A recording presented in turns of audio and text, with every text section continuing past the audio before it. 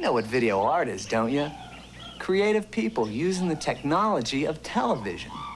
The NTSC video frame is composed of 2 interlaced fields, each consisting of 262.5 lines containing chrominance, luminance, and synchronizing information. To tell stories, create new worlds, or just do things a little bit differently.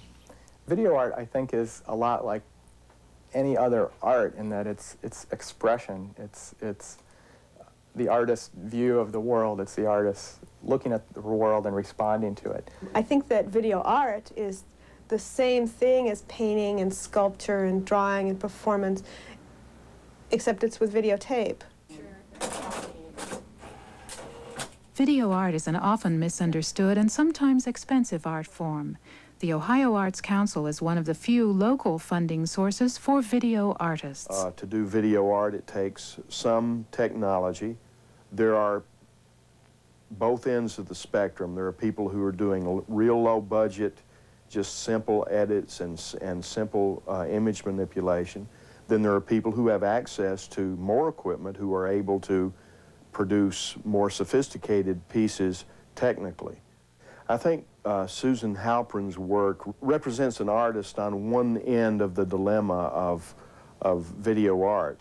She has purposely chosen to work on the low end budget-wise and technologically to produce her work low budget, but to produce good images, but not to manipulate her images too much. So you don't see any real razzle-dazzle, any fancy MTV technology in her work, but you see very strong personal statements about how she perceives the world. Your engine temperature is above normal. Please check your engine coolant level. Your engine oil pressure is critical. Engine damage may occur. Your engine temperature is above normal. Please check your engine coolant level.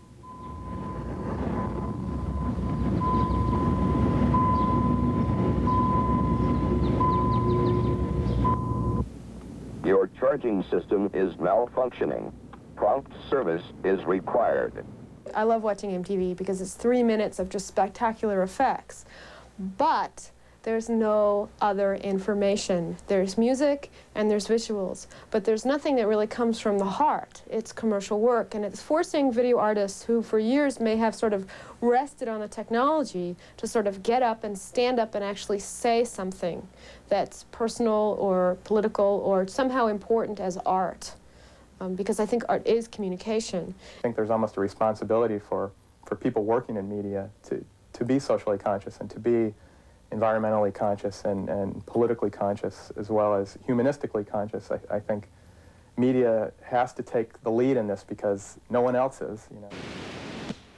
Lots of times artists in all genres take themselves so seriously, you know. They're so obsessed with violence or death or the predicament of the bad predicament of the world.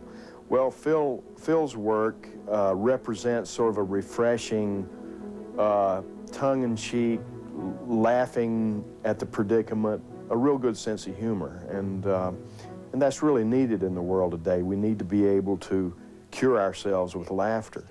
You know, TV doesn't always have to be the same, but you know that. So, if you want to know more about video art, what you got to do is talk to your TV. Phil Latermite, a video artist working in Cincinnati, accepts that audiences may react radically to his work. Even if people walk away from my work or from Susan's work and feel like they need to take a shower or they feel weird, you know, it's okay, it's good.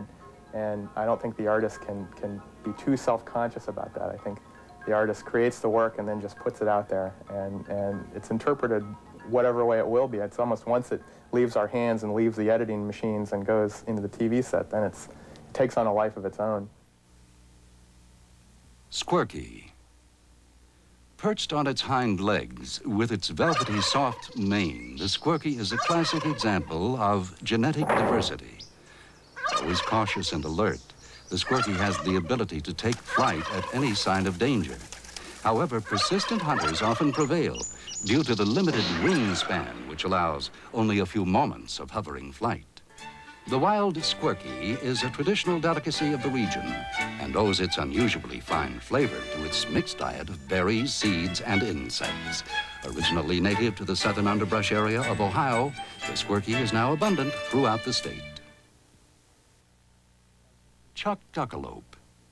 The sleepy-eyed chuck duckalope is a peculiar American mammal. Naturally inclined toward laziness, it seldom strays from its burrow. However, when provoked, it can accelerate to speeds of 50 miles per hour, making it a formidable match for any predator. The webbed front toes... I share a lot of the same frustrations that a lot of video artists do. In many respects, it's just being taken seriously.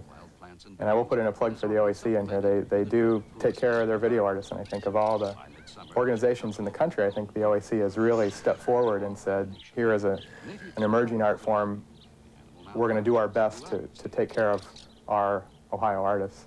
Video art has an incredible future. People are getting used to, they're getting a little more sophisticated. They can watch things now that a couple years ago they would have just gone click, you know, they'd turn it right off.